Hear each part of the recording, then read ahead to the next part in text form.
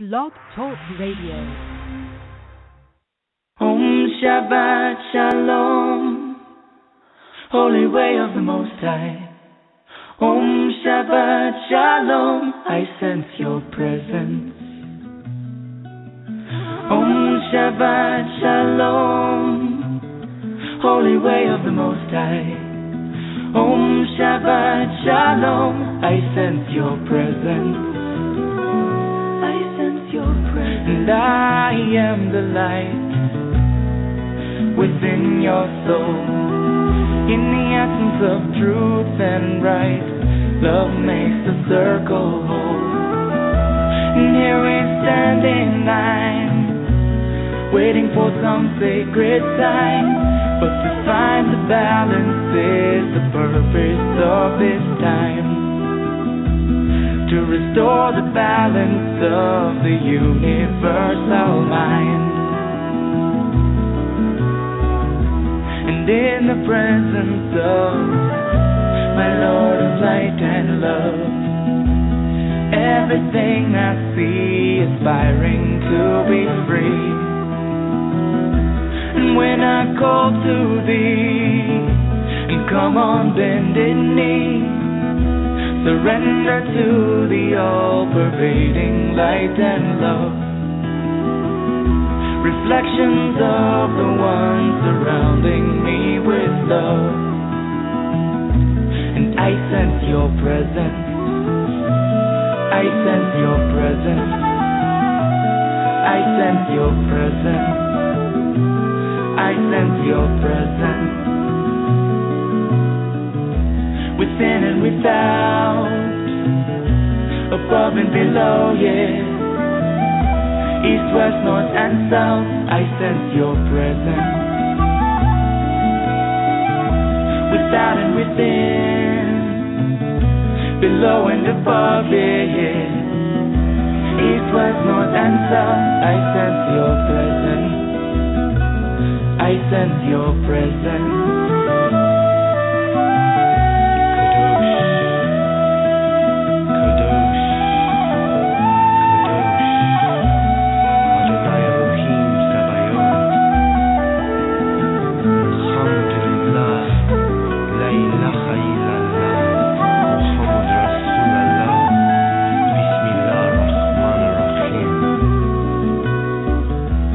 In the presence of my Lord of light and love, everything I find in tune with the divine.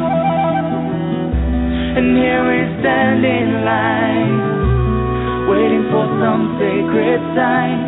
But to find the balance is the purpose of this time. To restore the balance of the universal mind. And I am the light within your soul.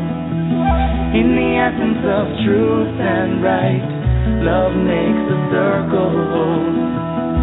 And when I call to thee, and come on bended knee, surrender to the all-pervading light and love. Reflections of the one surrounding me with love. For to find the balance is the purpose of this time. To restore the balance of the universal mind. And I sense your presence. I sense your presence. I sense your presence. I sense your presence. Om Shabbat Shalom, Holy Way of the Most High. Om Shabbat Shalom, I sense your presence. Om Shabbat Shalom, Holy Way of the Most High. Om Shabbat Shalom, I sense your presence. Om Shabbat Shalom, Holy Way of the Most High. Om Shabbat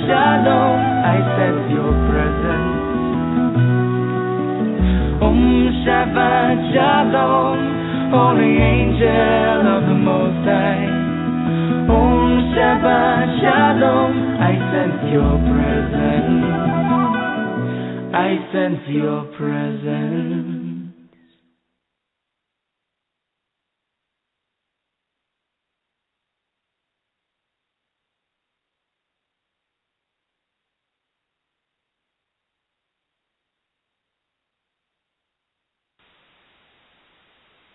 And I apologize. It looks like we had a little opening there where we had a little glitch in things, and I do apologize. We had a little happening there, and we are on and going. So hopefully everything is good. So I apologize for everything like that. And again, welcome to Activating Compassion Radio. This is Jessie Ann Nichols George, and it's great to be with you today. We do have Claire Candy Hough, who is going to be joining us here in just a little bit on the air. And I apologize, we had a little technical glitch going on there, which left our sound out of place. So anyways, for Yehuda's message today, go ahead and just go on over to my page of the Main Street Universe tab at Jessie Ann Nichols George, the1.com. And again, we're up and we're going and happening. And Candy will be with us in just a minute here. But a little thought to get us going here on our topic today. Is there a difference between soulmate and twin flame? And have you experienced a soulmate relationship? How did you know you were with a soulmate or twin flame? A couple of weeks ago, I talked about the illusions we tend to have when entering into relationships. One of those is that of the soulmate. So many people feel that if they find their soulmate, it is going to be one big romantic date, easy peasy relationship. However, this is rarely the case. Soulmates are not always people that are part of our romantic life. Soulmates oftentimes are here to challenge us and help us grow and develop ourselves. They are likely to be familiar or come from the same soul grouping that we are from. Often, they are another being that we have made an agreement with to help through something in this life. When we really look at our soulmates, it doesn't sound very romantic at all. Claire Candy Hough is someone that has been specializing in the role of soulmates and twin flames, and I remember in a discussion with her recently where she expressed that it is really the twin flame that puts closer to that dreamy relationship. She mentioned that with a twin flame, you will each experience what the other experiences. And so we will tend to take care of our own stuff more because we don't want our twin flame to be in hardship. In addition, she brought up the point that you choose to work together on things and that oftentimes even your physical features will fit together literally like puzzle pieces coming together. I remember seeing a picture of her and her twin flame placed together, and they literally look as if they could be one person. When she shares some of her own experiences and those of twin flames, it really does sound like a wonderful experience to have.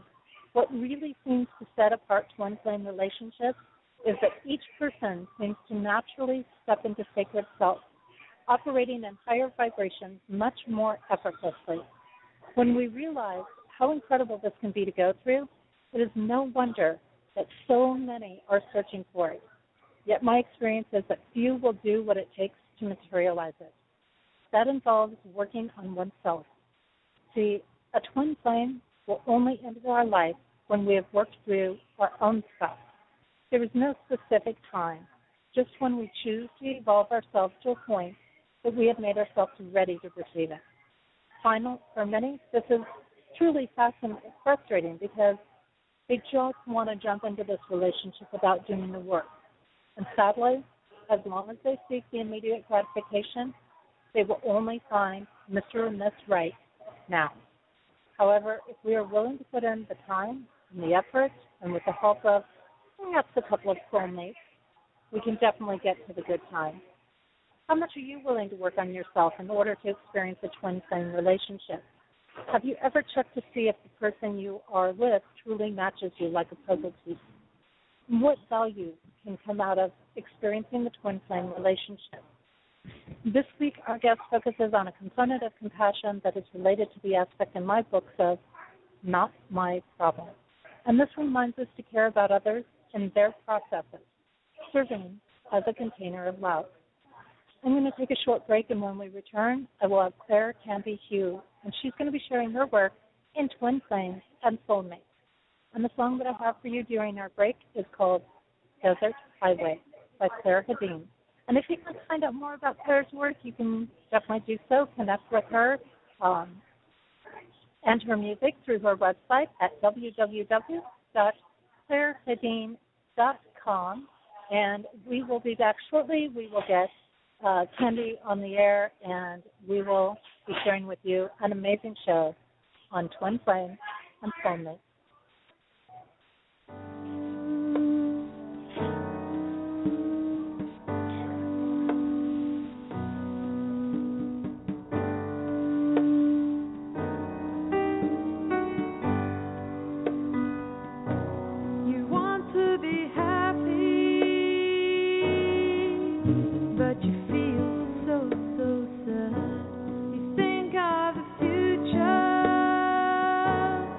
Can't even get out of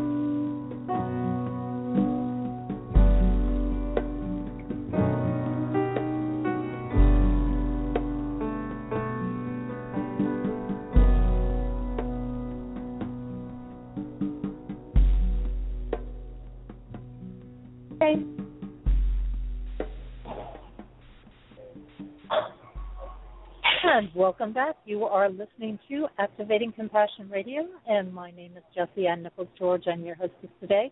Thanks everybody who stuck in there with us at the beginning where we had a little glitch coming on, and our intro song, by the way, was by Shimshai, and I Sense Your Presence, and you can learn more about their work at www.shimshai.com. That's SHIMSHAI.com. And the song that we had there on our break is called Desert Highway. It's by Claire Hedin, and you can check out more of her work at www.clairehedin.com. And again, to pick up Yehuda Bird's message, which I think we had a technical glitch during that time, you can go to my page of the Main Street Universe tab on my website, JessieAnnNicholsGeorge1.com, and I welcome everybody that's listening through all of our channels today, so it's great to have you with us. Today I do have with me Claire Candy Hough, an angel practitioner, licensed Reiki master and teacher, international radio show host, writer, and author. Claire Candy Hough helps to raise the consciousness of individuals. She established her business Angel Healing House in 2003 after her angelic walk-in experience. Claire Candy helps her clients transform their lives physically and emotionally through Reiki. She marries spiritual knowledge with practical ways that help that people can live. And she established a spiritual community in Queensland, Australia. Claire Candy holds presentations, workshops, and seminars in addition to her healing work. She is known for her extraordinary ability to channel messages from the angelic realm. Through her business, Angel Healing House, Candy is a published author of the inspirational channeled book, Angels of Faith, and her guided angel meditation CD, Letting Go of Concerns and Living in the Now. Claire Candy created and hosts her weekly international Angel Healing House radio program. Candy was chosen to be a future healing practitioner for a documentary TV series called The Children of the Rainbow. We will be looking at her work today in Twin Flames and Soulmate, and you can learn more about Claire Candy's work at www.angelshealinghouse.com. And Candy, Claire, Claire Candy, it's great to have you on the show, and thank you so much for your patience today with me. Thank you so much, Jess, and it's an honor being here. It's lovely to be on your show. And, you know, I certainly had the pleasure of meeting you in person, and you are just, everything I've seen on the Internet, you are just so much more than that. So thank you. I'm going to let you start off by sharing with us your journey into doing this work. What brought you into doing all of this work on soulmates and twin flames and angel healing? Right. It all began for me. Actually, it began way before it began for me. The official date was January 11th, and that was 2003.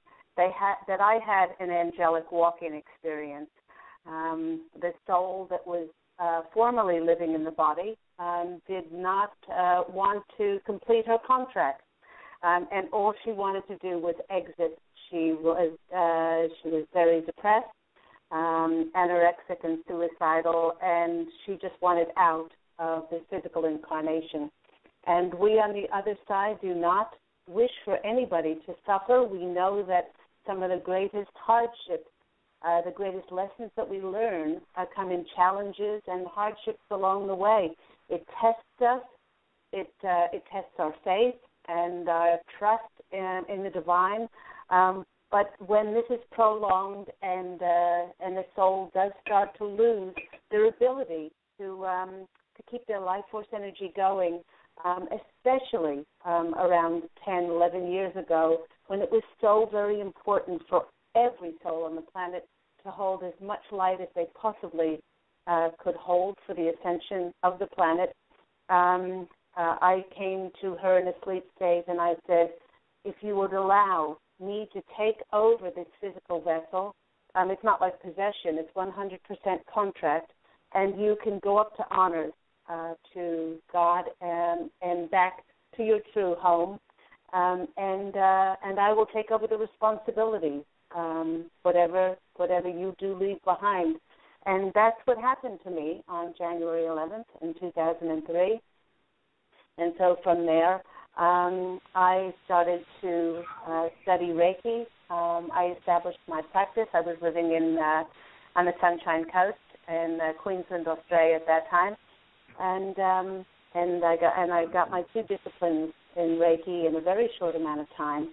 And then after that, the 6 months after, I had my walk-in experience at a party I should not have been at. It was a Come As Your Favorite Rock Star party. I went to Stevie Nicks, and the only Elvis out of the party came about a half an hour after I arrived, and we started talking, and 5 hours later we were still talking, and 5 days later he asked to marry me. This is my twin flame, Pete, and we drew each other to ourselves because of the high vibrational frequency within ourselves, having cleared all of our karma, and we have been on our twin flame mission ever since. So that's a little bit about how I started in this, and so you've been with Pete now for basically a little over 14 years. And yes. And your story is phenomenal. I mean, most people, I think that they'll watch a show like The Bachelor or something like that, and we live this whole lifetime in a few weeks' time in a show like that, for example, and we think, wow, look at this whole love story and relationship that evolved, and that's really just a few short weeks. But then we look at an experience like yours, and we're talking 5 days, and you're engaged, yes, or married. Well, actually, Pete says that after 3 days, he felt the hand of God on his back, nudging him forward to ask me to marry him, and he said, he said, how can I ask this woman to marry me? Logically, it didn't make any sense. His heart was compelling him. Divine in him was compelling him. And he wanted to ask me after 3 days, but he thought he would wait for 5. Wow. And I can tell you, Jess, I can tell you from the moment that we met, we were comfortable with each other. There was no, and there never has been in the past 11 years. We never run out of things to talk about. We love spending time together. His in-breath is my out-breath. My heartbeat is his heartbeat. When you are with your twin flame, it is like living with yourself. This is the masculine version of me, and I am the female version of him.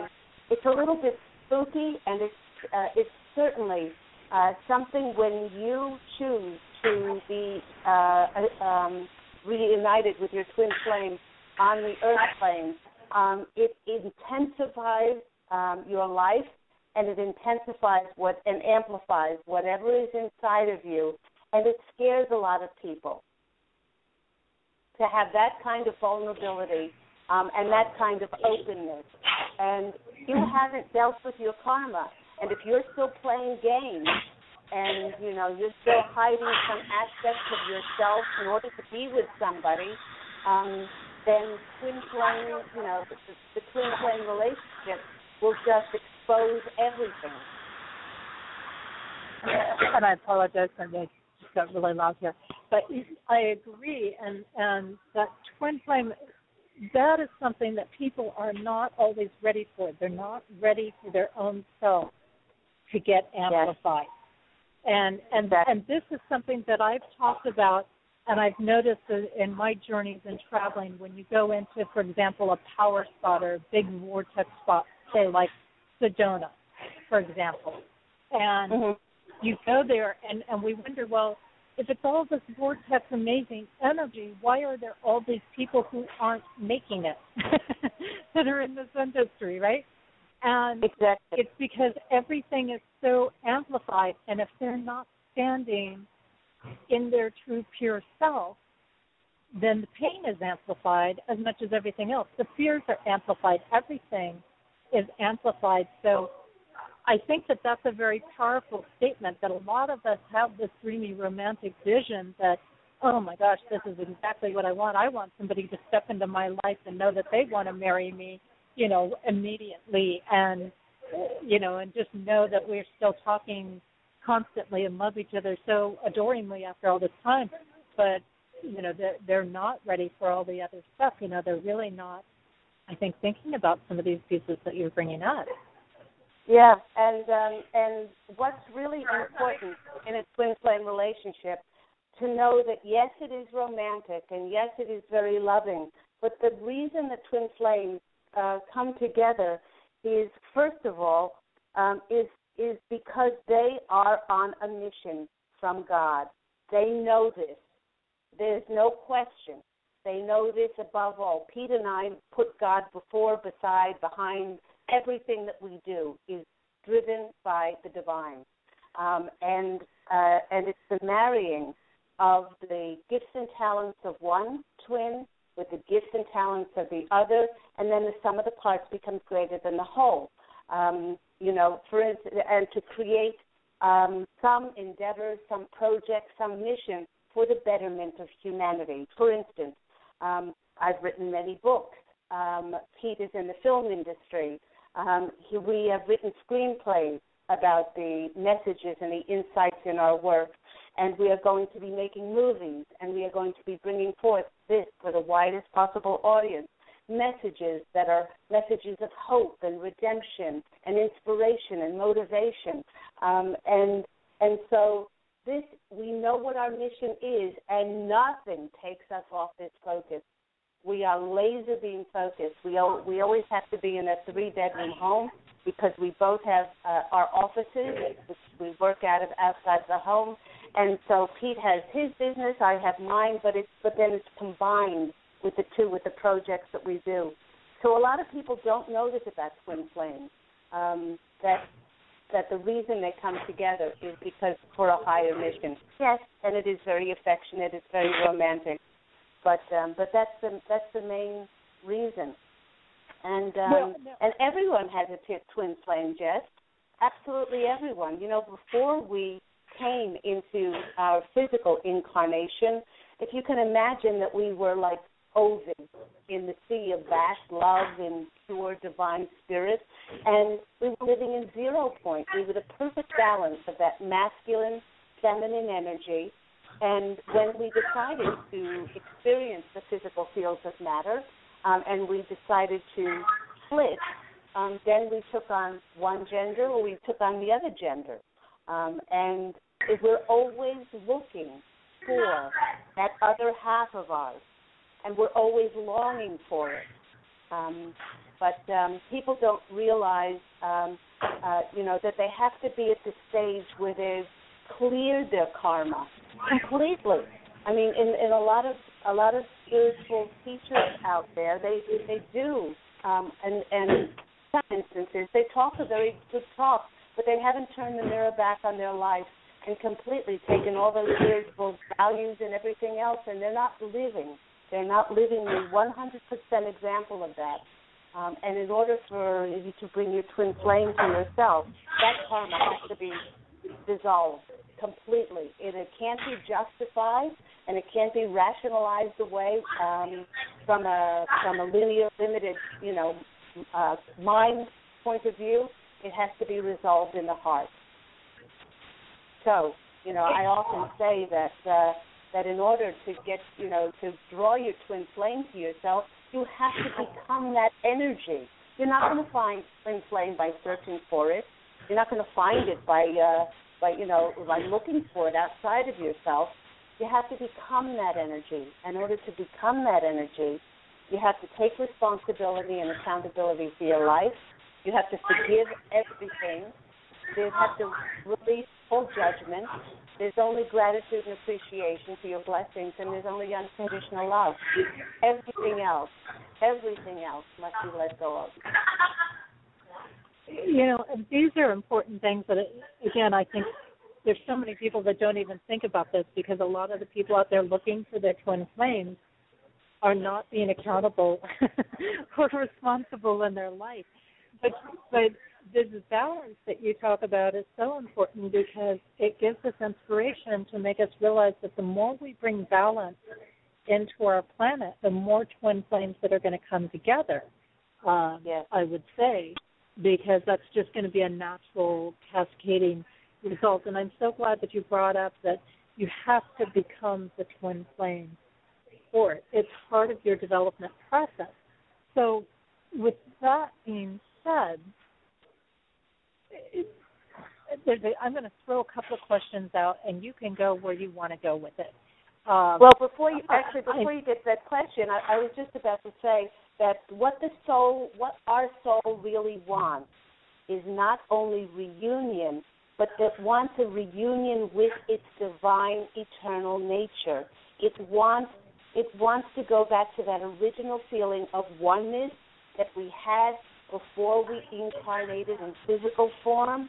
And this is a craving that we have for our first intimacy that we experience being created by that hand of creation, universe, source, God, whatever you want to call that. And so that's our first intimacy. That's our first oneness. And so we crave for that. And when we are that, then we will be of the vibrational frequency to draw our flame to ourselves. And I think that's a big concept for a lot of people to think about, because most people that are out there searching, so to say, are not searching for this necessarily that you just mentioned. They're not realizing that that's where they need to put their attention. Now, a couple of basic questions that I know a lot of people either ask or they bring up regularly, or there's a lot of controversy around, and that would be, do we connect with our twin flame in every lifetime? And I think there's a lot of people that would wonder, how do we absolutely know it's our twin flame? I mean, in my opinion, if you're with your twin flame, there's just no question that that's your twin flame. But there's actually checkpoints and things like that I can go over. The first thing is very important is that most people choose not to be with their twin flame, and that's why they have been so rare on planet Earth, is because they choose not to address those things that would resolve karma, all negativity, let go of all of those things. They actually can work better with their twin flame guiding them across the veil. So you're saying there's actually people who will choose to let them go, and that was another part of my question was, can we lose a twin flame if they've entered our life? I'm sorry, I didn't hear that last part. If what? So that kind of plays into the other question I had that I know a lot of people also wonder is, if a twin flame enters my life, can I lose them, or can we separate, or? And that's kind of what you were saying. There are some people that choose not to be with them. Yep, and it depends. I mean, there's some. I read an interesting article about twin flames running away from each other. Just because you're ready for your twin flame doesn't mean that your twin flame is ready for you. As I said, the intensity of this relationship when you're faced with yourself, it is, I can tell you, having been through it, the intensity of seeing yourself in somebody else is bizarre. It's extraordinary. But you recognize this, and if you are ready for the intensity, you're right. You do not question it. You already know in your heart that you are on this higher mission, and it is God-driven. But there are some people that balk at it because they're not ready for the commitment that a twin flame relationship encompasses. And I think that's true perhaps if we meet them very early on in life and we're not ready for that, and we have a lot of, like you say, things to deal with in our own areas and our own aspects in there. And it is very interesting where I've seen some of them come together, and their ability to work together is truly amazing. I mean, that's just, well, there's so gifted. I was going to say there's another aspect that has thrown people off, turning the mirror back on themselves and doing the work themselves, is in the last 10, 12, maybe 15, 20 years, there's been so much out there that has told us to look for our soulmate. Is this person my soulmate? Is that person my soulmate? And yet we must realize that soulmates are part of our soul group, and they incarnate back with us in order to reflect back to us some still unresolved in us, because there's always an issue to deal with from a past life or unfinished business with a soulmate. With any romantic soulmate, they come in with a charge. There's irritation, there's agitation. They push our buttons. There's always drama there, and there's enough to keep us in playing that soulmate game. And until we get fed up, we leave, and until we turn the mirror back on ourselves and say, what was it about me in this relationship that I co-created this in order to reflect something that triggered me or something that irritated me, then we will draw another soulmate romantic relationship to also reflect back to us some irritation, some trigger. And the truth is, a soulmate will always come in with some major karma for us to look at and deal with. But, once you realize this, then you don't have to play the soulmate game anymore. You cannot rely on somebody else to reflect back to you. You can take a good look at yourself and to go over those points that I help people with in my sessions: the responsibility, the accountability, the forgiveness, judgment, gratitude and appreciation, and the unconditional love. And then you can slowly dissolve your own karma so you can be of a different vibrational frequency to draw a very different person to yourself. And this is interesting because you're bringing in some good explanations of the differences between a twin flame and a soulmate. A soulmate is more of our reflection and our mirror, and they're here to kind of test and to challenge us a little bit to help us work through something. And they can come in a lot of different forms, not just a relationship or a partnership. Yes. But a twin flame amplifies it. So that's a little bit different than the mirror. The amplification is not the same as a mirror. And I think that's where some people can get confused. Right.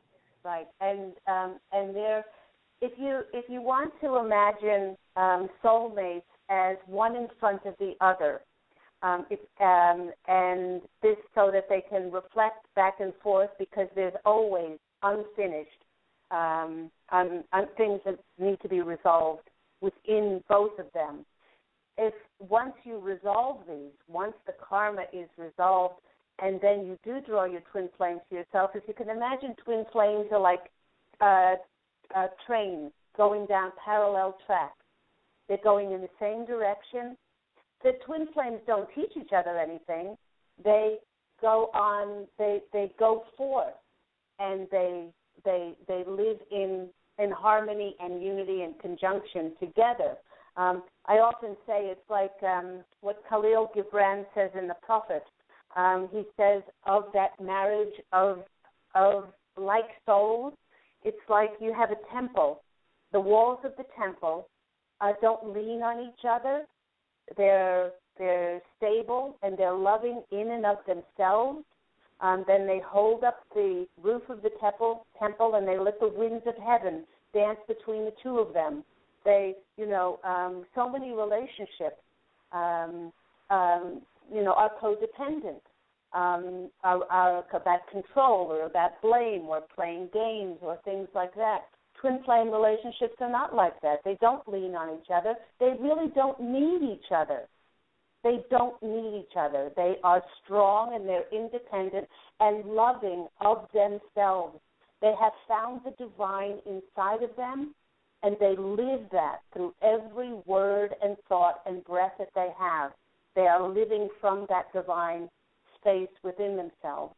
And so they are strong and empowered unto themselves, and they don't need to reflect anything back and forth inside of them because they get their reflection from the divine. And that is powerful. Right there, that is, I think, incredibly powerful, that thought. It's almost like, in a sense, saying, when you're done looking for a relationship, not out of anger and frustration, but just because you simply don't have to have one there, you're about ready to find a twin flame. Yes, because you're already fulfilled inside. I mean, your love tank is already filled. I say that in my sessions with clients. Nobody's going to fill your love tank like you do. And if you expect somebody to fill your love tank, then you are living life outside of the divine, because the divine is already inside of you. And when you're living from that 0 point, the perfect balance of that masculine and feminine within inside of you, then you don't need to reach outside of yourself for anything. You're like a self-fulfilling, beautiful spring, a wellspring of love that keeps replenishing itself. And, certainly you can share some various signs. I know that I saw a picture of you where you and your partner were at peace, where your pictures were overlapped, and you literally looked like you could be one person. It was incredible. But I also, it's a fun thing to do. Matter of fact, I got to go back and check a couple of X's, but it's kind of a fun thing to do because in a way, when we start to look at this, I think some of the signs can know that it's a twin flame is there aren't all of these games. We're not having to manipulate. We're not calling in order to get a call. It's just a whole different arena of being. Yeah.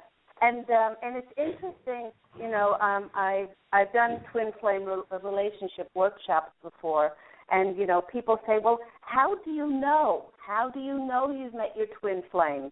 And there is only one twin flame in any space, time, and dimension. There are not multiple twin flames. It's at that moment your soul begins to crave for a completion with God almost, to complete this masculine feminine. One of the things is when you meet your twin flame is there's like this electrifying feeling between the two of you, and there's an immediate comfort level. And I tell my clients not to be fooled because soulmates have this electricity to keep you playing in this game. I often said, if you're with your twin flame, there will never be, I love my twin flame, but he's married. I love my twin flame, but he hits me. I love my twin flame, but he cheated on me, or he drained my bank account, or any number of things, because this would not happen. Twin flames would never hurt each other. It's like stabbing yourself in the heart. It would be like lying to yourself. You have gone beyond. You have gone beyond that. I will do this in order for like you said, to get this from another person. The two of you are in step. Another thing is with twin flames, Jess, is the two of you are literally inseparable. It's almost impossible for twin flames to remain separated on any kind of permanent basis because they actually get depleted by not being in each other's energies. Yes, and that's a powerful thing. That's a powerful thing because oftentimes in relationships there's always one who is a little more evolved than the other, and whoever is the more evolved one is the one that tends to get trained. in a relationship when we're dealing with, say, a soulmate relationship. But in a twin flame, you can't, to me, as you mentioned, you can't help but always be charged in that person's presence. And, I think it's very funny because I'm at a point now where I'm traveling the U.S. I'm totally single. Okay, I probably just sent some flags out there, but I'm totally single right now, and I love what I'm doing. I'm not in any big drive to have to go out and find a relationship anymore. I'm very content with myself. I'm very happy alone. Would I turn down a relationship if it showed in my life and it was a twin flame? Of course I would not. But it's interesting. I had, when I was back in San Antonio it was around Thanksgiving time, and I had somebody doing a Vedic chart for me, in the East Indian style chart, and they said to me, you have one more relationship. And I just laughed because I was like, oh, God, no more relationships. And I thought, man, if I've got one more to go through, it darn well better be my twin flame, because I'm not accepting anything else other than that in there. And now, I've got a question for you on this when we're talking about how twin flames kind of are bonded together, and, you get together and there's this constant charge. So when you get that kind of a charge, I know you just don't desire anybody else. Like you don't. It's not like, as you said, and I've heard that from a lot of people. Oh, I found my twin flame, but they're married to somebody else. And I'm like, that's not your twin flame. No, there is nobody else. In fact, you don't look at other people. It's not as if, hey, that other person's handsome, or that other person drives a better car, or is richer, or because it's the twin flame relationship. Actually, it goes beyond any of those things that are stopping people from finding their twin flame. There are. A lot of times it goes against age and race and financial, bank accounts, and whether they wear designer suits or whatever it is. It goes so beyond that. It goes so beyond what we've been programmed to think what we want. And it's almost like, we don't get bored with that twin flame. It's not that you don't hit that point necessarily of, God, I don't want to be around this person. I'm bored. This relationship's bugging me. It's draining me. I want to go off and do my own thing. But I would say, can a twin flame relationship, can they be tested as a couple? For example, let's say I've met my twin flame, and I think of this because I think in the terms of, say, Yeshua and Mary Magdalene, for example, who were obviously twin flames. Yeah. And yet there were all these people that were jealous of the connection that they shared. Now, obviously, there's spiritual overtones there in the sense that, people are going to be jealous of what they don't have themselves in things. So will there be, for example, people similar to the disciples coming in and trying to drive a little wedge in there because they're jealous or they're wanting to get their foot in that door and experience it? Yeah, but what somebody says or does or purports has nothing to do with God. I mean, everybody's allowed to have their own fingerprints and their own way and their own perception and attitude to the world. Twin flames, and they know the love that they have. This love has been through many incarnations. We know that we've come back on a mission from the divine, and it doesn't matter what anybody else says. In fact, we have more people saying to us that they love being in our energy. They love stepping into our home because it's this crystalline, angelic realm energy that it makes people weep when they come into my healing room because they're connecting to their own divine eternal nature. So, they look at our lives and they're saying, you are just so happy. You're happy not because of what you own. It's not because of what the material things that we've told so often been told that are bringing us happiness. You've had lots of money and you've had very little money, and it doesn't matter where you live or what you have. It's that connection that we have that makes us wealthy, and we know it. And that's what more people than pick that up than those that don't. And that's very interesting, too, because even though we might find people who test our twin flame relationship, at the same time, that energy melts them down to where they don't want to interfere with it. I know Jim and Ashley Cash that I had on last week, I have no question that they're twin flames whatsoever. They are one of those people that if you get in their presence as a couple, you can just see it. You can feel it. The energy is so incredible. And there's no question you never want to interfere with that energy. You just want to have your own like that. Yes, I want what she's having. I want. I'll take a dose of that. Yes, exactly. I want some of that, but they don't understand the. It's like the phoenix. It's like the phoenix being burned down to the ash in order for it to rise again. Most people who have experienced their twin flame have gone through that tremendous dark night of the soul. I did. When I had my walk-in experience in January of 2003.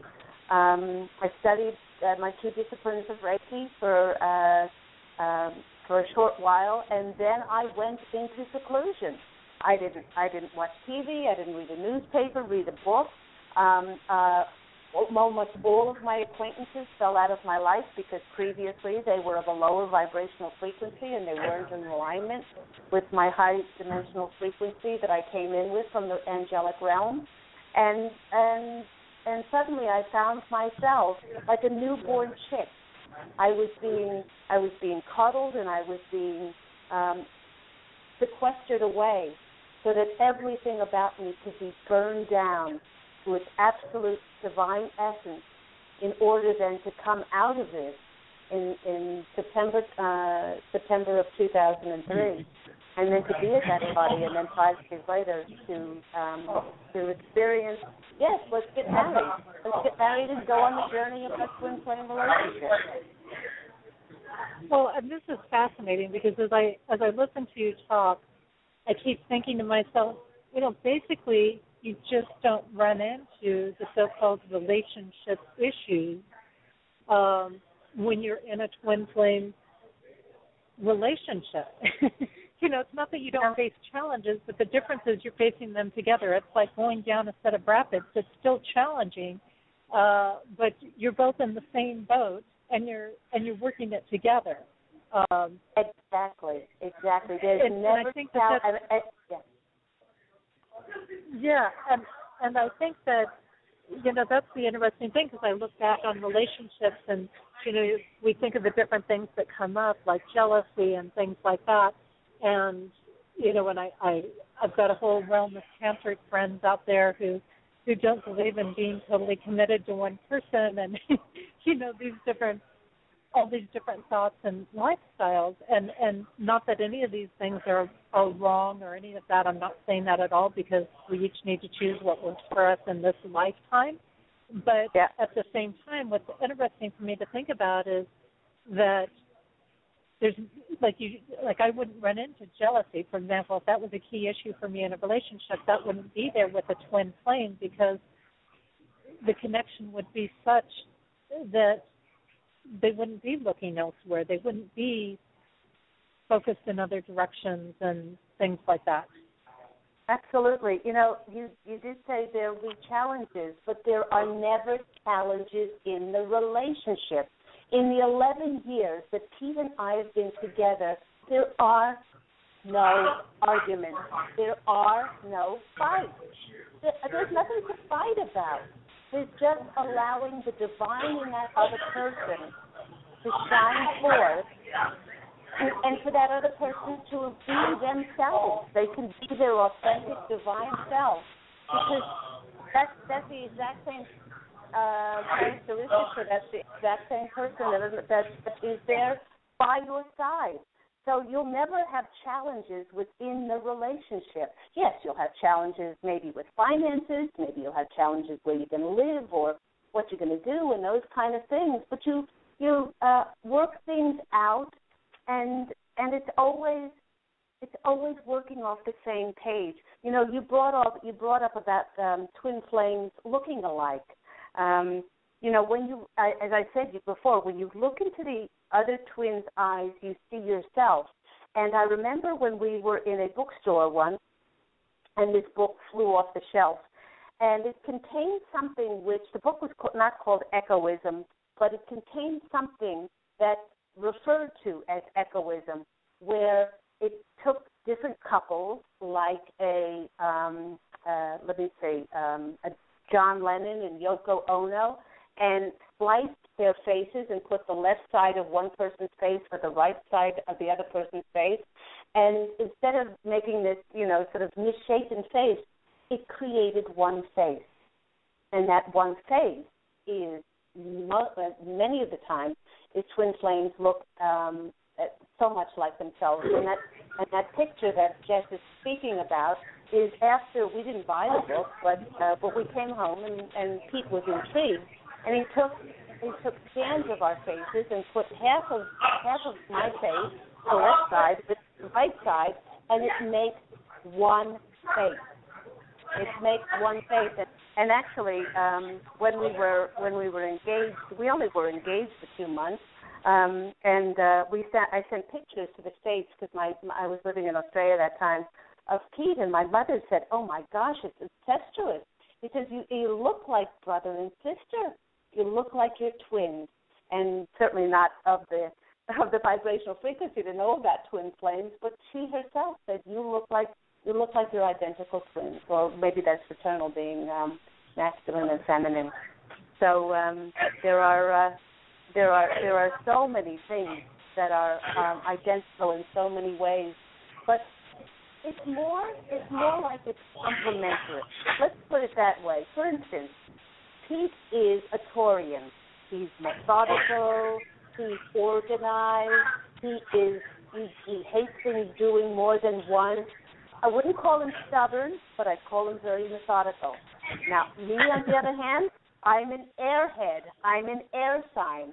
I'm a Libran. I'm very fast in making decisions. I'm very reflective and reflective. I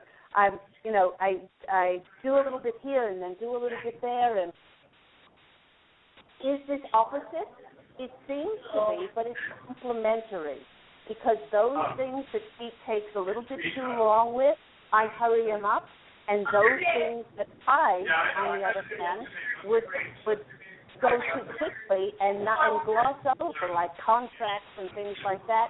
He methodically goes through things, and he says, "Look, you didn't really read this clause," or things like that. So when you talk about twin flames, it's your divine complement.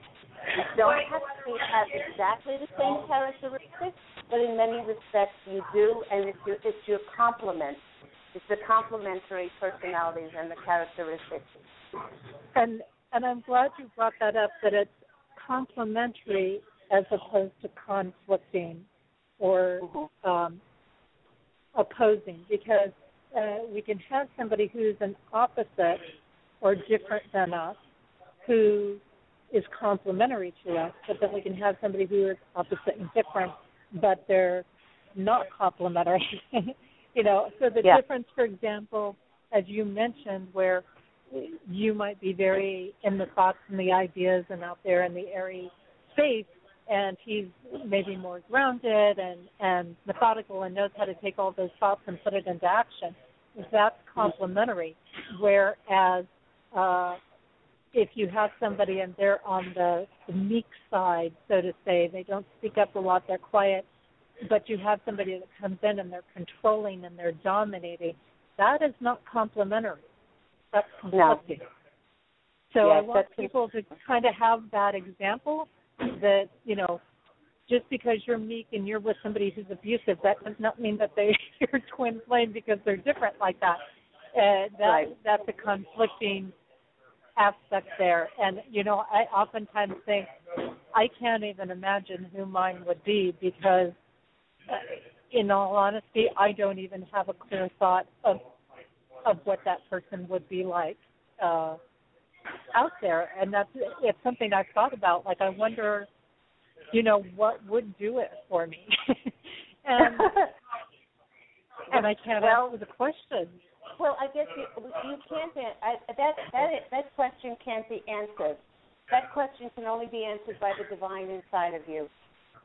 When you have given yourself over to the divine, when nothing else matters, when you become a mystic wanderer, in so many respects that you give yourself over to be reunited with this extraordinary amplification of the divine on the earth plane, then you don't even question it anymore, and then you live from that divine center. You don't even think to yourself, who is going to be, you know, how is this person going to manifest in my life? You just allow for that. Mm-hmm.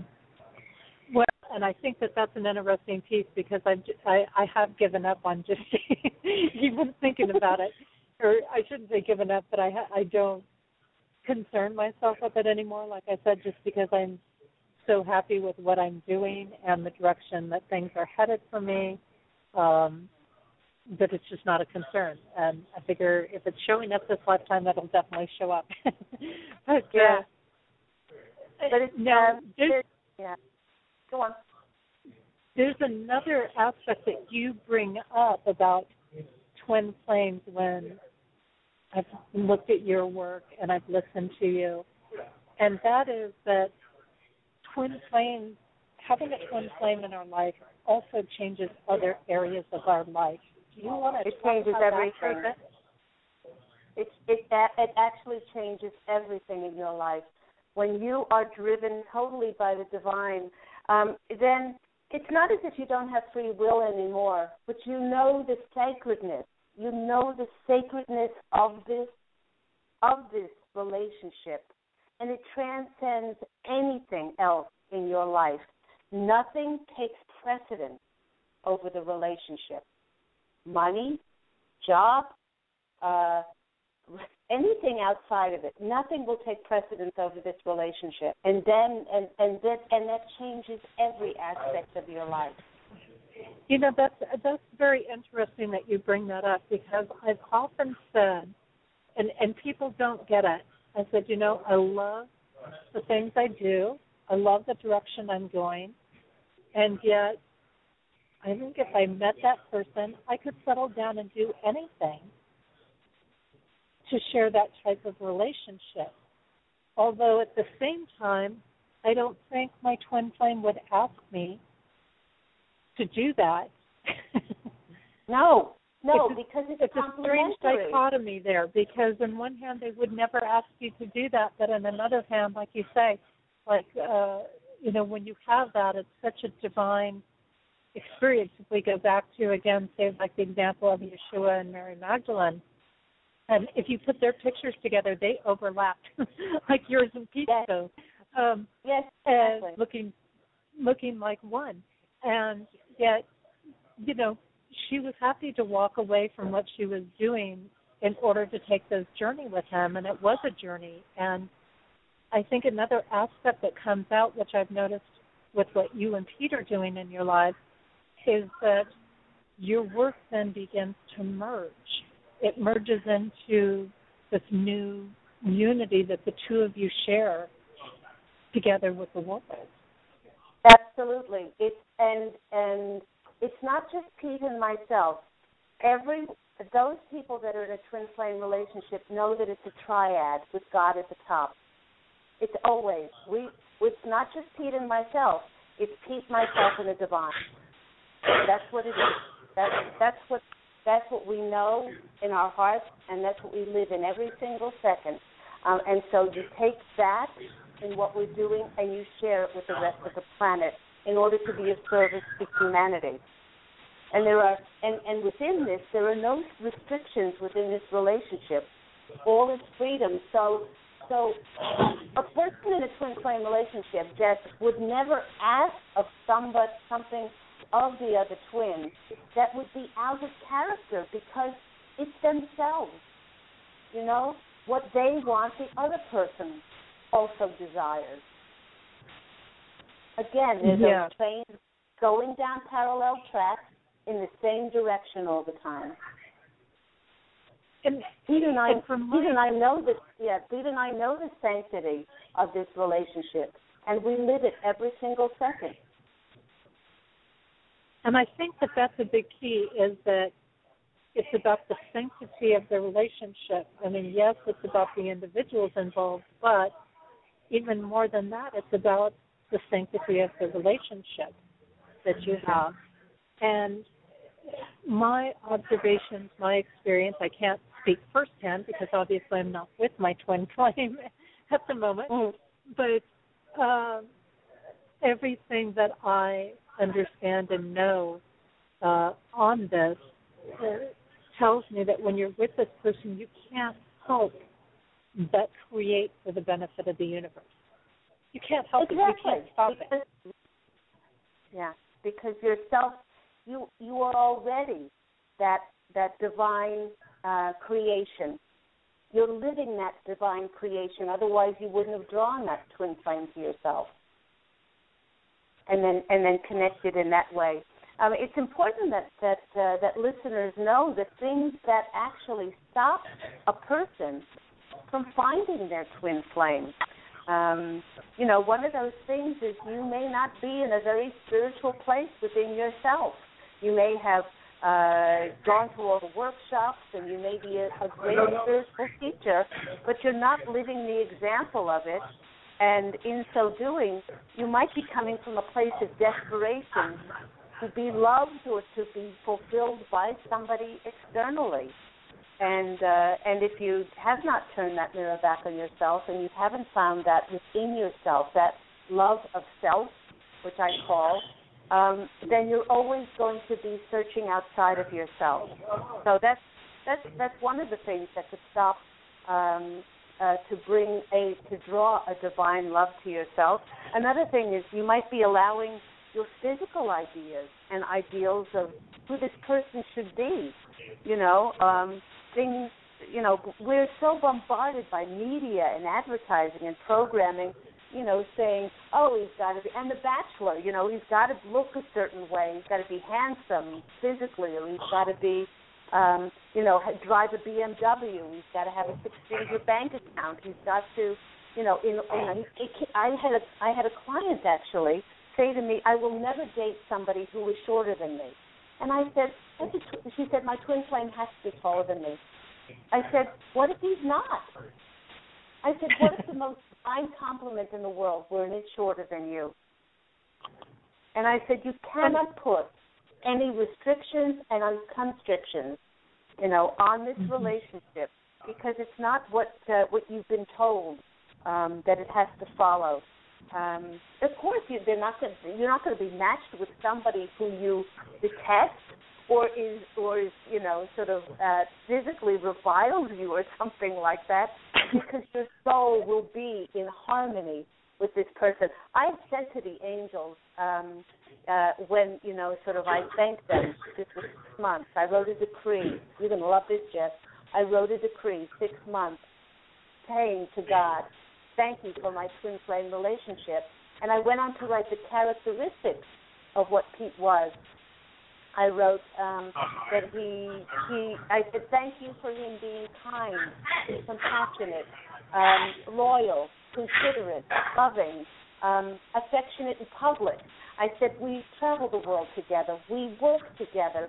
We're the best buddies. He makes me laugh. And the only physical thing that I put on there was that he had to have some hair, and I didn't say where.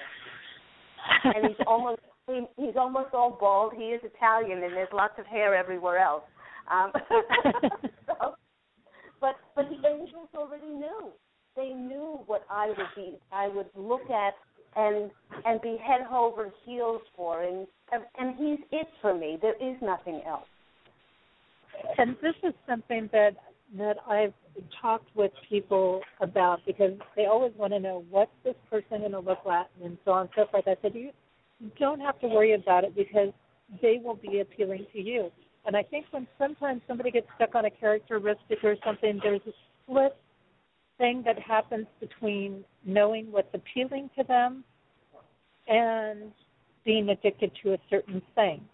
I think sometimes we have an attraction to a certain thing because we know that our twin flame is maybe carrying that type of energy, because what that represents to us is whatever. But like you say, I mean, they're not going to be somebody that would, just totally repulse us, so to say. Exactly. And I think that, too, there's an aspect of, I don't think you can miss your twin flame. When you're ready to connect, it's not like you can be sitting, if my twin flame was sitting in the Starbucks in Salem, Oregon with me right now, for example, there would be no way I could miss that person in a million years. Exactly. Because it's not going to happen. Those vibrational frequencies are the same. I like that you brought up, too, the aspects of this desperation, because I'll tell you, I deal with a lot of people that contact me, and they are desperate. And I'll tell you, they're older women, sometimes even men, but they are desperate for a man. They are desperate for a relationship, and I think that this can be a very dangerous space, because when I see this, what I see is an addiction. I see an addiction to being in a relationship versus wanting to really connect with the divine. It's almost like a human distortion that's going on there, and I've seen a lot of people, they get very fixated on a particular person, on a particular thing. And here again, I think if we're meant to really connect with our twin flame, they can do a walk-in type of situation, as you had a walk-in in yourself. And I think that, maybe if we misconnected and we're still meant to connect, they'll walk out of one place and into another to connect with us again. There's no question about it. And it's all what you've contracted for. You brought up a great point, because you may expect there's so many, and I would say the majority of these are older women in their 40s and 50s, and they expect a relationship to be able to fulfill them when they haven't. Again, I call it turning the mirror back on themselves and filling themselves with that love. I say, are you looking after yourself physically, mentally, emotionally, and spiritually? And I said, are you looking after your diet and exercise? And they say no.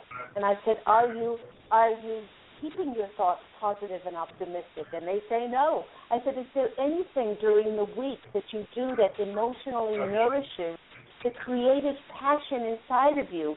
Things like art and dance and writing and playing a musical instrument, or, opening yourself up to journaling or gardening or things like that. And they say no.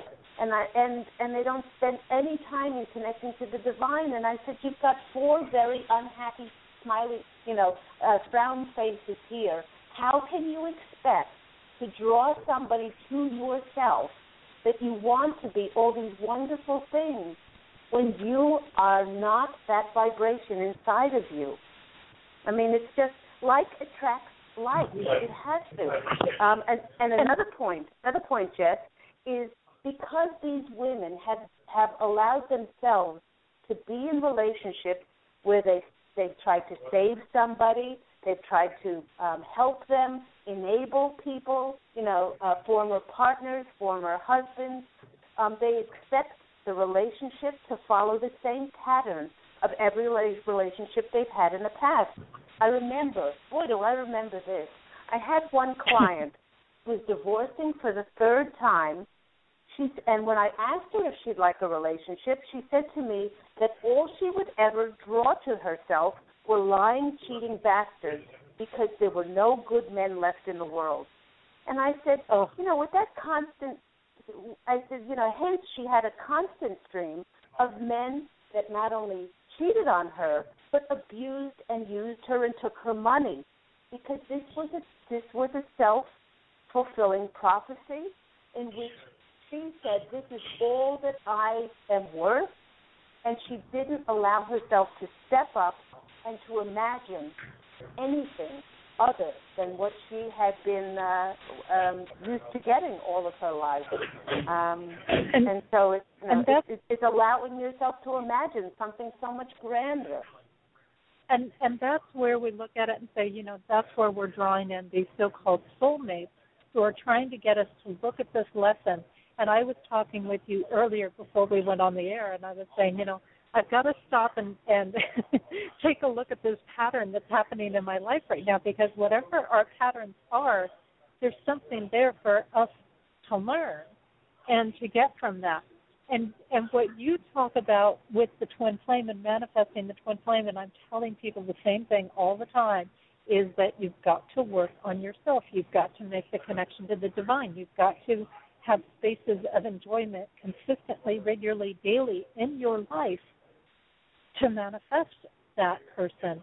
But what you're talking about also overlaps, as we talked about, how it's going to change every area of your life. It overlaps into how we manifest, period, be it twin flame or anything else in our life. We can't do it without taking that regular connection with the divine. Absolutely. And you know what?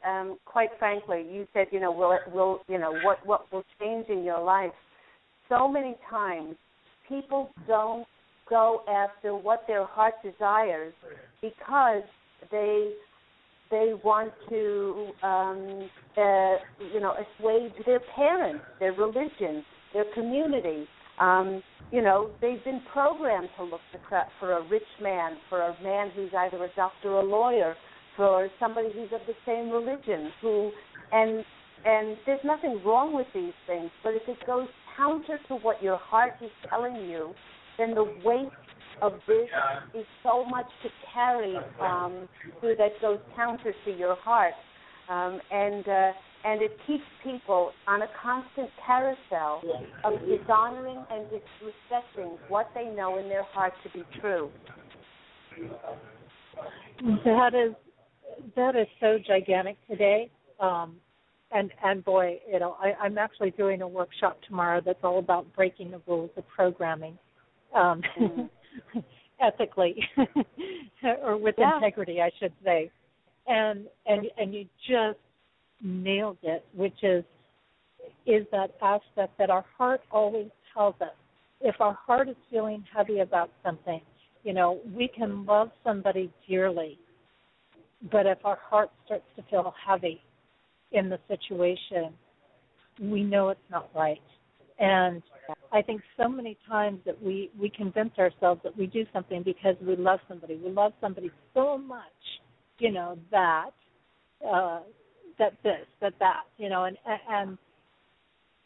and I can't tell how many times that I've told people, I said, but this isn't love.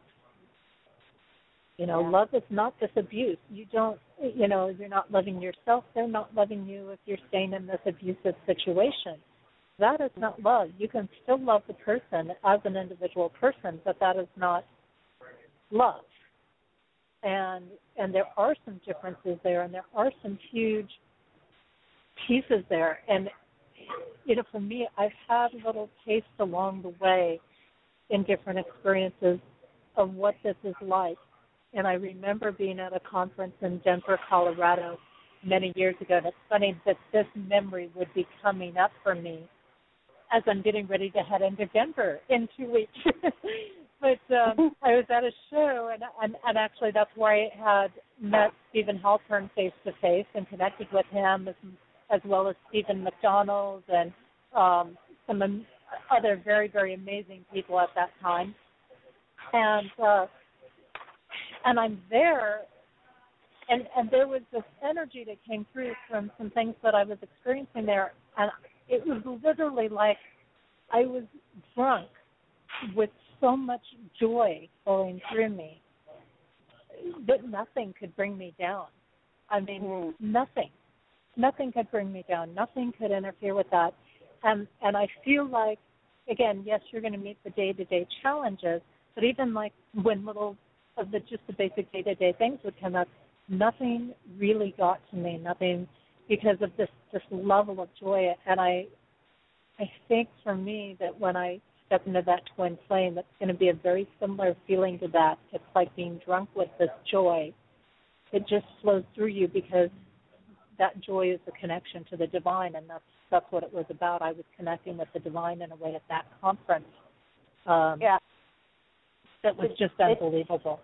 It is, and the word that you use and the feeling that Pete and I have being together is like we're two little children.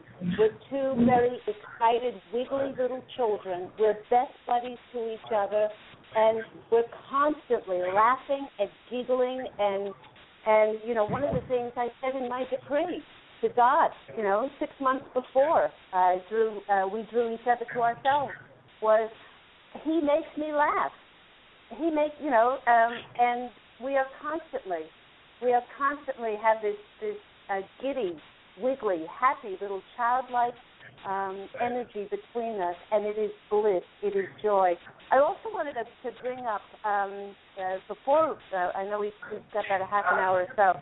But for those people that think this subject is new age-ish and it's a little bit woo-woo and out there, 2,500 years ago, Plato, the philosopher, was talking about twin souls.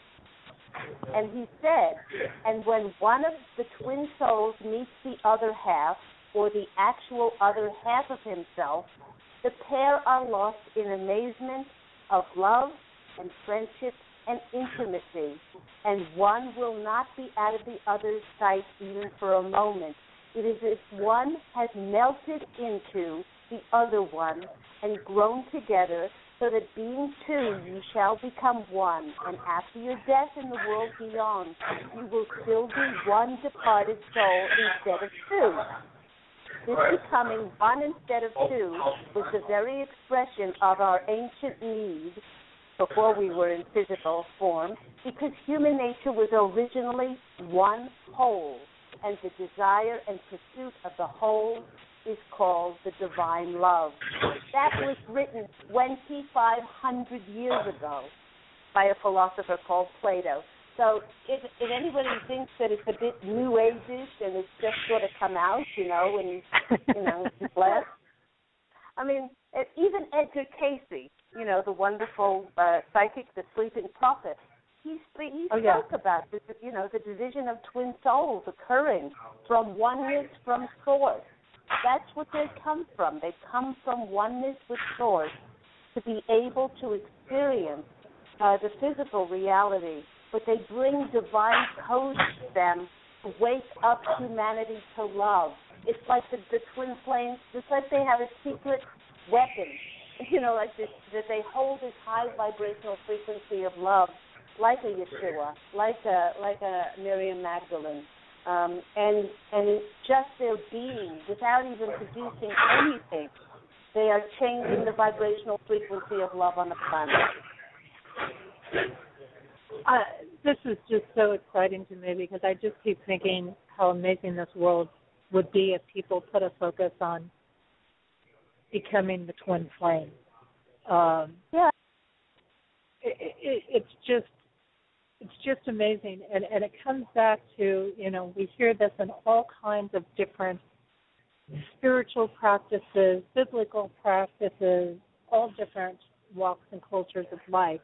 where, and it reminds me of an old song, I think it came out, I want to say in the 70s, if that's dating myself, that was done by Paul Stokke. And part of the lyrics were, when two or more gather in his name.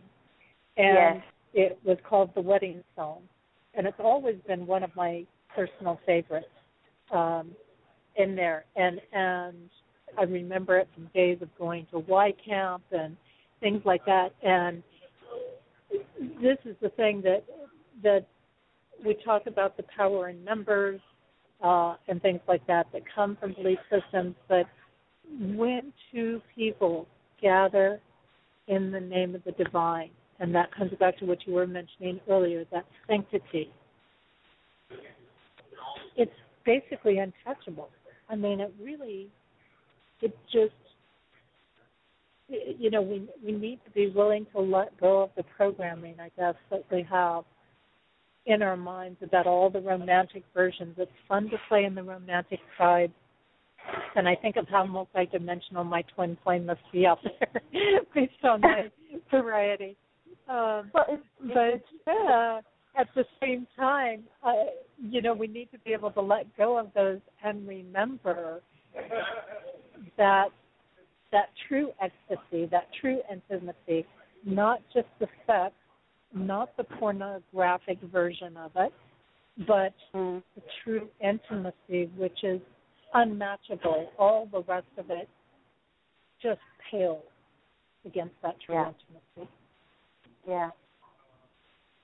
Now, with the time that we have remaining, I'd like to tell people, you know, what they can do, what they can actually consciously do to turn that mirror back on themselves, and the things that they can perhaps do in their lives that would you know, create that frequency inside of them. You know, that would be great. Okay, so the first thing to do is, the first step is to stop looking outside of yourself for love. Bingo, that's it. First you have to seek the union with God from within. That's it. You are God. You are that God consciousness. You always have been, and it's your choices to think that you're separated that separates you. You can't ever be truly separated from God. It's your perception that you're separate. So the more you turn that mirror back on yourself, and know that divine essence is within everything that you are, and you start to live that. You know, a little bit that is the greatest and most profound blissful union that you'll ever experience. I don't care who is in front of you. You know, the truth is that you could be sitting next to your twin flame, and because they're not clear inside, you may not even recognize them. You know? It's been a little bit powerful for now, Nancy, so that's what you said there. I'm sorry, you were breaking up a little bit. What was that? That's what I was saying. You were saying that I didn't quite grasp what you said there. Okay, I'm sorry, you're breaking up, Jess. The connection is not very good. Okay, I think we're getting better again. Okay, we get better again. Okay, so I'm just going to say that you first have to have the characteristics that you want to attract to yourself in yourself. That's number one. If you truly want your twin flame, start to be the example of all the spiritual principles that stop reading the book, stop going to the work. You know, it's like at some stage you have to turn the mirror back, and you have to, you know, start, not have to, but in order to be that vibrational frequency, you have to be those characteristics. One of the most important ways of trying to attract your twin flame is with your spoken word. You know, when I wrote that decree 6 months before I met Pete at that party, after I wrote it, I saw it as a sacred pact that I had with God, divine, for me to connect with the divine within myself. And so I slept with it under my pillow, and I read it out every morning and night. And when I read it out, I just didn't parrot fashion reading it out. I I felt the feelings in my heart, what it would feel like to be with my twin flame, to hold hands with each other, to tickle each other, to splash water on each other and roll around in a surf when we were kissing, to watch movies together. Even when I would be sitting there watching a movie with a big bowl of popcorn on my lap, I would feed him popcorn because I knew he was there with me.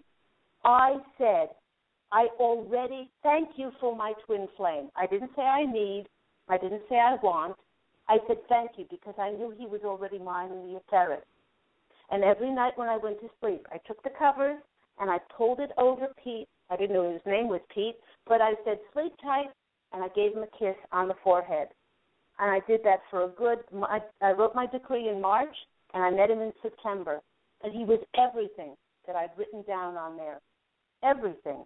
So the first, one of the things that I would tell somebody to do is write that decree. What is it? What is it? What is it that you long for?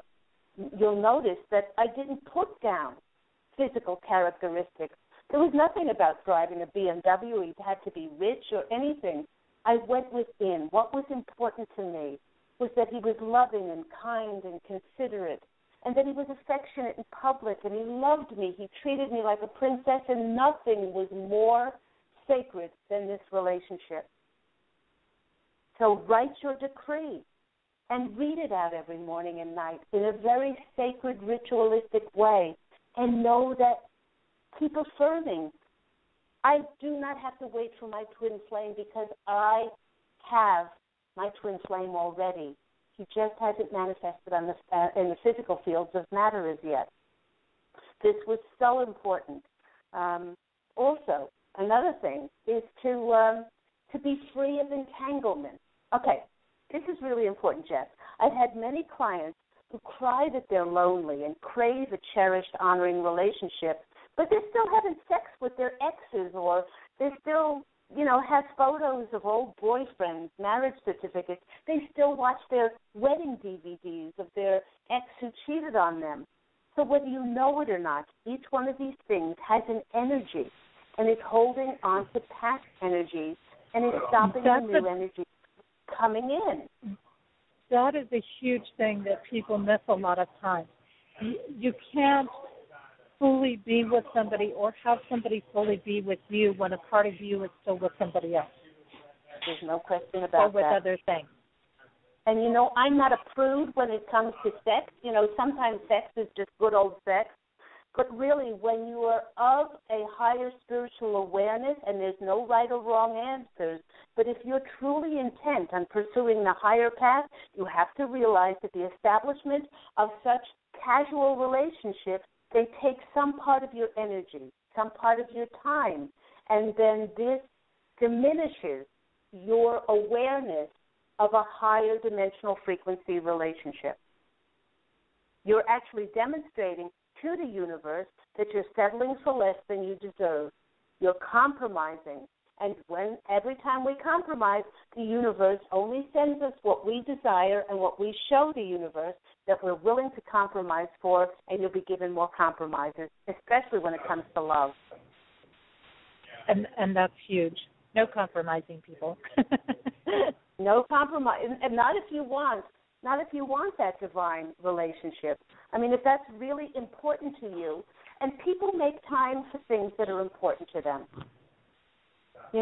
If you really do want to up the ante when it comes to connecting to the divine inside of you, then create shared moments of joy. I can tell you that after writing that decree in March, it was March, April, May, by June, he was around me 24 hours a day. And I used to say, okay, let's go grocery shopping together because we have almost the same taste. What are we gonna buy? And I would walk down the aisle with him in the etheric and say, okay, tonight we're gonna have spaghetti and blah blah blah, whatever it is. I would involve him in my life because he was there already. I felt him around me. I was so focused on this. This was, and I knew maybe I had a leg up and maybe I had the advantage being a walk-in, knowing that I came back to bring a divine mission with my twin flame, and so nothing was more important. That was the first thing that I needed to do, was to connect with my twin flame, and the rest would be shown to us. But if this is your focus, make this your focus in life. So create those shared moments of joy. Making that your first priority. And, this is an interesting twist when we look at all the other things happening in our life, because if you really want that whole, complete life, then maybe your focus really should be on finding your twin flame, because everything else will fall into place as a result of that. Everything else has fallen into place. And Pete and I have followed the signs of the divine. The divine asked us to sell our beautiful beach house in Australia, and we thought we were going to be two old people there, two curmudgeons, in our 90s and into 100 on our beach. But God said no. In order for you to fulfill your mission, you have to move to the States. You have to let go of this in order to gain so much more. And every time we have followed that voice of God, as we step forward as a united team, miracles have been presented to us. Absolutely. And working as that united team is gigantic as it comes along. But it happens naturally in this type of a connection and this type of a relationship. Yeah. But again, a twin flame relationship is not to be taken lightly. It's an enormous thing inside of you to step up to this kind of relationship, because it goes counter to everything that we have been told about relationships in our modern world. Yeah, it's it is truly amazing. Were there more points you were going to bring out, or are you ready to move on to how people can connect with you, where they can find you, what you have going on? Yeah, absolutely. People can connect with me several ways. They can look at my website, which is www.angelhealinghouse.com. I also have my Angel Healing House radio program every Tuesday morning. It's a weekly radio program at 11 p.m. That's California time. And I've been doing this for 3 years, the weekly show. And there's a different channeled topic every week. When I started this radio program 3 years ago, I am from an angelic family with my walk-in that's called the Posse of Angels. And this angelic family of mine told me, do not have guests on your show, because your show is a platform to speak about relevant topics that the collective consciousness is going through from an essential point of view. And it's going to help them gain clarity and direction, and it's going to help them to stop sabotaging and limiting and putting blocks in the way of getting into their divine, connecting with their own divine eternal nature and living from that. So there's 3 years worth of archived shows there that people can listen to or listen live on the Tuesday mornings. Let me see what else. There's the Reiki.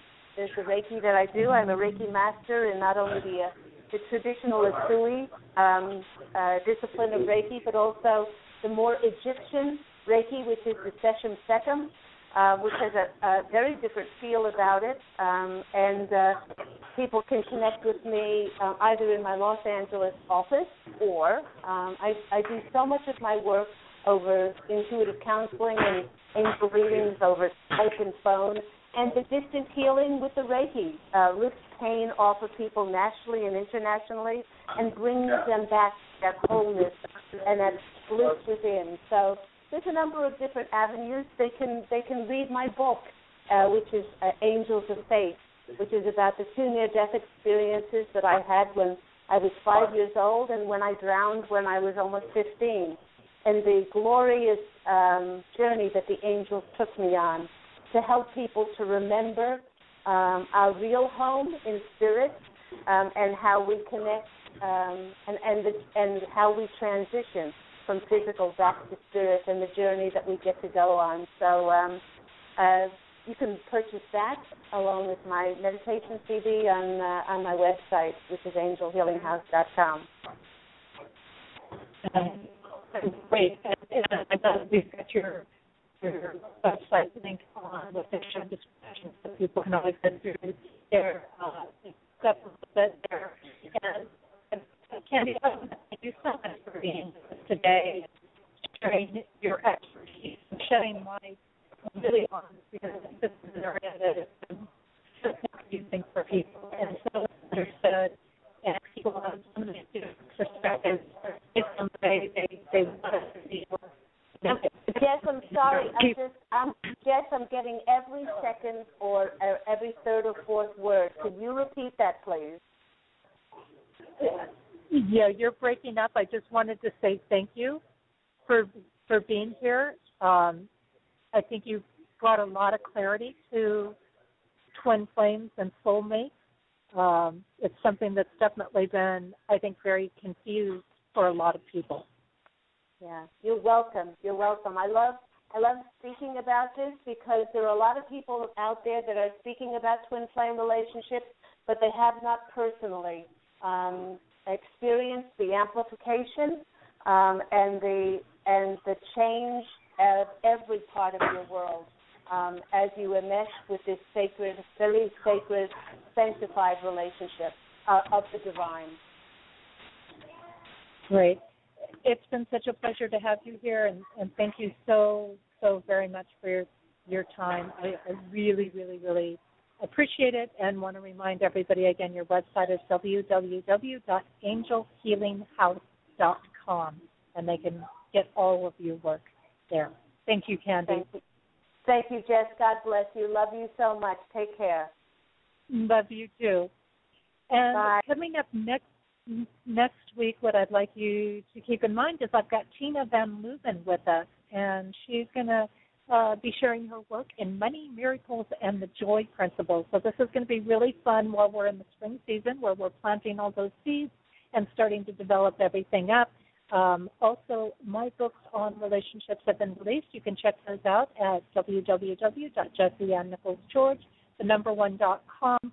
You can also find on there all kinds of video tips and my blog posts, and connect with the archive shows that we have here. There's all different types of things that you can find on there, my monthly specials, the whole works. And in all of these things that are going on, you do have a couple of days left to take advantage of the March special deal, which is the ebook version of Activating Compassion for only 99 cents. So just head on over to the homepage of the website at the end of this show, the number one.com, find a code for taking advantage of that special. And I've got some specials coming up next month as well. Several shows here on Main Street. Melissa DeGennaro has started her own show once a month. Janice White is doing her own show once a month. Woven Green, who I interviewed last week, Jim and Ashley Cash are doing their own show once a month. In addition to that, we have Randy Goldberg on Monday nights doing Vedic astrology. Tuesdays is Susan Weed sharing her work in herbs and natural plants, and she's been doing a series on 13 magic trees. Now, I know she's been taking a break for a couple of weeks, but then she'll be back. Wednesday nights, we have Daniel and Janice on our flagship show, Main Street Universe, and they're doing all different kinds of things. That's usually backed up by spiritual insights with Darren Bouquet, and he's a reader at Madame Laveau in New Orleans. Kevin Baird is popping in and out. He's working on some new things with something called New Companion, and I think I might actually bring Kevin on this summer and let him share a little bit about what's going on with that, because it's kind of a little interesting project that he's working on. And then also, just keep in mind, Fridays is Activating Compassion Radio. Now, we have been changing the time up. Next week, we're going to be on at the same time with Tina Van Leuven, but sometimes we're on earlier during the day. It just kind of all depends here since I'm on tour, and I'll be coming at you from all over the country as I travel around on tour. And do keep in mind, on my website, JessiAnnNicholsGeorge1.com, you will be able to find all of the events that are going on. Again, I'm in Portland this weekend. I have a full-day event in Portland next weekend. That's an Adventures of Integration Day. I also have an Adventures of Integration Day next weekend in Leavenworth, Washington. Then I will be in the Denver, Colorado area for 2 weekends. From there, it's into the Black Hills of South Dakota. I'll have another venue popping in around the May Day weekend, and then I'll be going into Galesburg, Illinois. Then it should be Kansas City, Missouri after that, and then I'll probably have some venues coming up like in Indiana, Ohio, around that region as I work my way up to Traverse City, Michigan by the middle of June, and then I'll be headed over to the East Coast region doing some various things over there while I'll be in Pennsylvania, New York, New Jersey, Maryland, Massachusetts. So you'll just have to watch for more of those coming up. This is Jessie Ann Nichols George, and thank you so much for being here with me. And again, thanks to all of our listeners, not only on Blog Talk Radio, but those streaming live on PEN, known as Fair Encounters Network, StreamFinder, and TalkStream Live, as well as those catching our podcast at iTunes, TuneIn.com, and those catching the YouTube version of our show. I do look forward to seeing you back here next week as we delve more into activating compassion. Don't forget, if you've enjoyed the show today, share it with others. It's going to be available at the same link in our archives, and also, again, people have many ways of catching those archives in there, so just go ahead and share it. You never know whose life you're going to change as a result. I'm going to leave you with the song Over and Over, also known as Yearning For, by Shemshai, and again, you can check out more of their work at www.shemshai.com, SHIMSHAI.com. Thank you so much, and I look forward to seeing you again next week, right here on Activating Compassion Radio. May you enjoy the rest of your weekend and have a truly amazing week.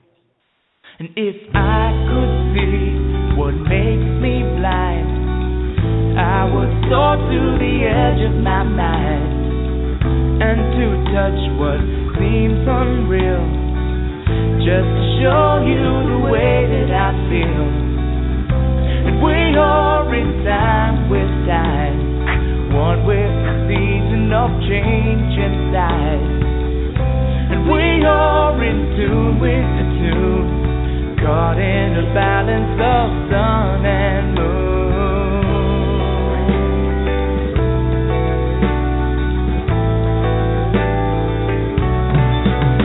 Oh, deep inside, the light within, shining to show you it's here to begin. When all I have is all I need, I will soar to the edge of eternity. And we see it eye to eye, one within love to be for the divine.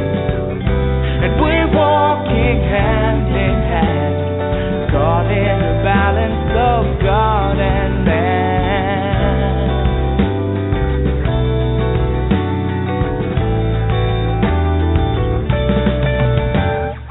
Over and over, life is your lover, learning to walk just a little bit slower, whispering secrets, but that you can't keep it.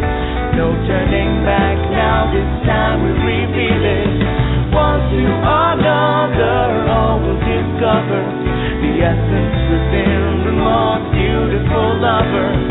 Time is still turning, the love is still burning. Deep in your spirit, your heart still yearning for.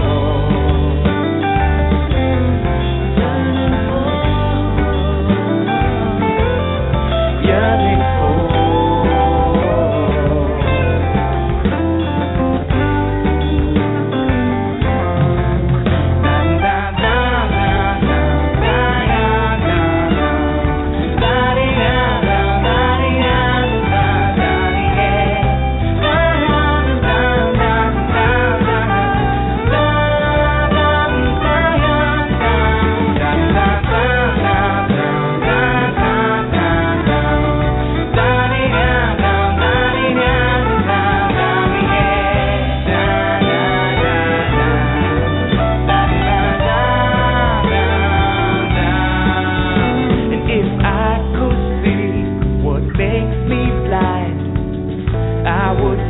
to the edge of my mind when all we have is all we need. All that we ask for shall be received.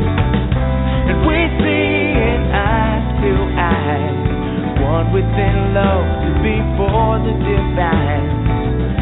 And we're walking hand in hand, caught in the balance of God and man.